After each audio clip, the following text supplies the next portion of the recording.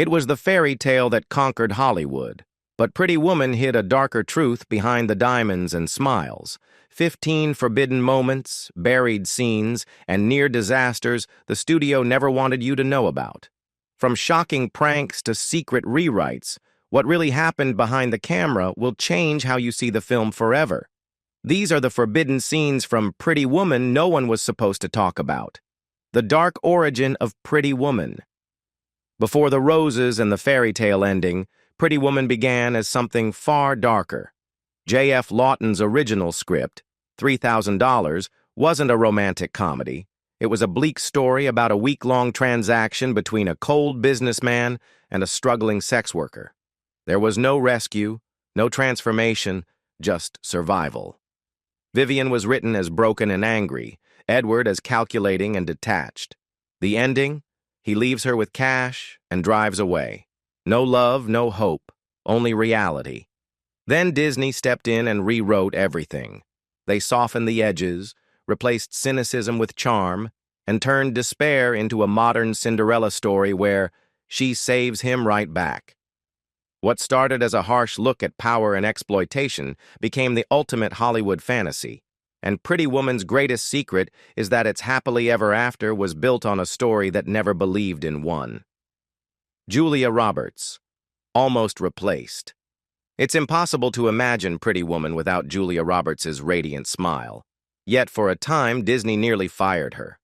At just 21, Roberts was considered too raw for the studio's new fairy tale tone.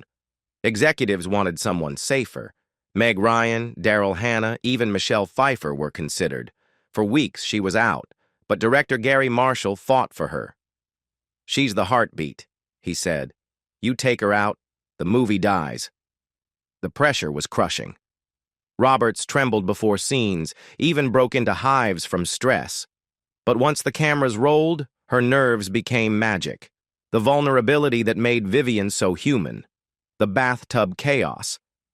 That iconic scene of Vivian singing "Kiss" in the bubble bath looks carefree, but it was pure chaos behind the scenes. The bubbles weren't real soap at all. To keep the foam perfect under hot studio lights, the crew used industrial-strength detergent, the kind for washing cars. After hours in the tub, Julia Roberts' skin burned, and the harsh mix even stripped the red dye from her hair, turning it orange overnight. Filming had to stop so her hair could be fixed. Then came a prank. During one take, Roberts dunked her head underwater, and when she came up, the entire crew had vanished. The surprise on her face? Completely real. Her laughter right after? Even more so. What looked like spontaneous joy was actually the result of exhaustion, soap burns, and one perfectly timed prank, the moment that made Vivian feel truly alive. The nervous star. Julia Roberts may have lit up the screen, but behind the scenes she was terrified. At just 21, she was leading a massive studio film that had already gone through countless rewrites and cast changes. Crew members recalled how her hands shook before emotional scenes, her lips quivered before action, and her nerves often forced makeup touch-ups between takes. The pressure was immense, acting opposite Richard Gere, replacing bigger names, and knowing the studio had once tried to fire her. During an early love scene, her anxiety spiked so high that filming stopped. Director Gary Marshall sat beside her, cracked jokes, and helped her breathe until she calmed down. When the camera rolled again, her fear became magic. The tremble in her voice and the shy smiles weren't acting. They were real. Julia Roberts wasn't just playing Vivian. She was her, vulnerable, brave, and unforgettable. When a prank made history. That unforgettable hotel scene, Richard Gere presenting a necklace, Julia Roberts bursting into laughter as he snaps the box shut, wasn't scripted at all. Julia had been struggling to find the right tone, so director Gary Marshall whispered to Gere, "Do something to surprise her." When the cameras rolled, he did, and her startled laugh was completely real. The crew erupted and Marshall yelled, "That's the take!" The laughter became one of Hollywood's most iconic moments, and it came from pure spontaneity. But few know the necklace wasn't a prop. It was a real $250,000 Fred Joaillier piece, watched over by armed guards on set. One wrong move could have cost a fortune. The real Richard Gere. Before charming audiences as Edward Lewis, Richard Gere wanted nothing to do with Pretty Woman. He saw the script as a fluff piece, a shallow story about money and affection, and turned it down several times. Then Julia Roberts changed everything. During a meeting arranged by director Gary Marshall, she slipped him a note that read, "Please say yes." Gere said that when he looked into her eyes, he felt something electric, and called Marshall that same night to accept. Few fans know Gere actually played the piano piece in the hotel scene, composing it the night before. Yet behind his suave performance, he admitted feeling uneasy about the story's message. "It was a fantasy," he said, "but a beautiful one." That quiet tension, charm mixed with discomfort, became the soul of Edward Lewis. Gere didn't just play the gentleman, he became him. The fight scene that went too far. Near the end of Pretty Woman, Edward finally snaps, throwing his slick lawyer, Philip Stuckey, against a wall.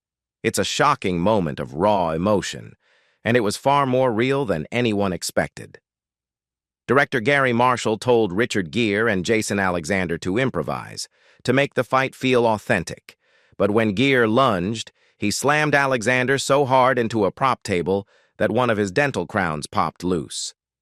The set froze until Alexander burst out laughing, saying, "Well, that was so true." Marshall kept the take. That unplanned outburst became the final cut, the moment when Edward Lewis felt truly human. Gere apologized repeatedly afterward, but Alexander joked it earned him the most expensive trip to the dentist in Hollywood. Ironically, Pretty Woman's most violent scene ended up being its most real, deleted and hidden scenes. The Pretty Woman we know, glossy, romantic, and sweet, was built from a much darker story the studio buried. Disney's rewrite softened everything, but several filmed scenes were cut for being too real. One lost moment showed Vivian's addiction, Julia Roberts sitting alone, counting crumpled bills beside a flickering TV. It was powerful, but executives said it killed the magic, replacing it with the now iconic bubble bath scene. Another deleted ending had Edward coldly paying Vivian off and leaving her alone with the $3,000. No rescue, no love story. Test audiences hated it, so Disney demanded a rewrite. Even smaller cuts disappeared. Harsher shopping scenes, darker arguments, and rawer emotion. The studio called them tone corrections, but for the crew, they were the last traces of the story Pretty Woman was never allowed to be. The red dress battle. Few movie looks are as unforgettable as Julia Roberts' red opera gown in Pretty Woman. Elegance, power, and transformation in one moment, but that iconic dress almost wasn't red. When costume designer Marilyn Vance Straker showed her sketches, Disney executives pushed for black, calling it safer and more sophisticated. Vance refused. Black makes her disappear, she argued. Red makes her come alive. After days of debate and screen tests, the red dress won. Under the lights, it glowed with romance and strength, perfectly capturing Vivian's transformation. What the studio wanted safe, Vance made daring. That scarlet gown wasn't just fashion, it was rebellion. A symbol of confidence, femininity, and the moment Vivian Ward owned the room forever. The poster scandal. The Pretty Woman poster is one of Hollywood's most famous. Julia Roberts in a black dress and thigh-high boots, leaning back-to-back with Richard Gere. But the image that sold millions of tickets wasn't real. That body wasn't Julia's. The marketing team hired body double Donna Scoggins to pose for the shot, later editing Julia's face onto her figure. Even Gere's silver hair was digitally darkened to look younger and contrast with Julia's red hair. For years, the secret stayed buried until Scoggins confirmed, "Those are my legs, just not my head." It wasn't scandalous intent, just marketing. But to Roberts, it symbolized something bigger. that even when a woman's name is on the poster, Hollywood still controls her image. The trick behind Julia's laugh. Julia Roberts' laugh became Pretty Woman's heartbeat, bright, natural, and impossible to fake. But behind the scenes, it took some clever trickery to capture it. Under pressure and nerves, Julia often struggled to relax, her laughter coming out stiff. Director Gary Marshall knew the film depended on her genuine charm, so during one scene, he hit off camera with a feather. As the cameras rolled, he suddenly tickled her foot, and Julia burst into real, unstoppable laughter. That take stayed in the final cut. From then on, Marshall used small surprises and jokes to spark her natural joy. What audiences saw as effortless magic was, in truth, a director's gentle push, helping a young star find her real smile again. The panic before the perfect take. Not all of Pretty Woman's magic came from laughter. Some came from quiet endurance. Behind Julia Roberts' radiant smile was a young actress battling panic attacks that struck without warning. The pressure of leading a major film often left her trembling, breathless, and frozen mid-scene. Director Gary Marshall quickly realized her struggle wasn't acting. It was anxiety. Instead of pushing her, he adjusted the schedule, saving emotional scenes for calmer days. During one moment of panic, he simply sat beside her and said, "We can wait." That kindness grounded her, and the next take became one of her best. From then on, the crew followed one rule: protect Julia's peace, protect the film. The fragility and warmth audiences fell in love with weren't just performance. They were Julia Roberts turning fear into truth and finding strength in vulnerability. The ending that almost wasn't. The final scene of Pretty Woman, Edward with roses in hand calling up to Vivian's balcony, is pure Hollywood magic. But that fairy tale ending almost never existed. In the original script, $3,000, there was no rescue, no love story. Edward coldly left Vivian with an envelope of cash, and she rode a bus home in silence, a bleak, realistic finale. When Disney took over, they tried softer rewrites, but audiences hated the cynicism. So one night, director Gary Marshall stayed late and rewrote it himself, transforming tragedy into redemption. The next day, he shared it with the cast. Julia Roberts cried. That spontaneous rewrite became one of cinema's most iconic endings, turning a story about money into one about love and second chances, the global shockwave. When Pretty Woman premiered in March 1990, no one, not even Disney, expected the explosion that followed. What began as a modest romantic comedy became a global sensation, redefining the modern love story. The film earned $464 million worldwide, more than Die Hard 2 and Home Alone combined, and stayed in theaters for months. Audiences couldn't get enough, and critics crowned Julia Roberts America's new sweetheart. At just 23, she won a Golden Globe, earned an Oscar nomination, and became Hollywood's highest-paid actress. The craze went global. Fans in Japan reenacted scenes outside theaters, red dresses sold out across Europe, and Latin America fell in love all over again. Pretty Woman didn't just revive the fairy tale. It proved that happily ever afters still had power, especially when rewritten by a woman. The film was really shot at the Beverly Wilshire. The luxurious hotel where Edward stays throughout Pretty Woman wasn't a movie set. It was the real Regent Beverly Wilshire in Beverly Hills. It became the filming location simply because it was the only hotel willing to let the crew shoot both outside and in the lobby. Every other hotel that turned them down missed out. The movie made the Beverly Wilshire world famous.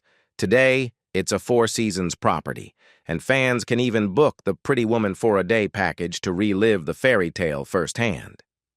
Roberts, Gere, and Elizondo reunited for another Marshall classic. Julia Roberts and Richard Gere's chemistry was so strong that Gary Marshall brought them back together nearly a decade later for Runaway Bride, 1999.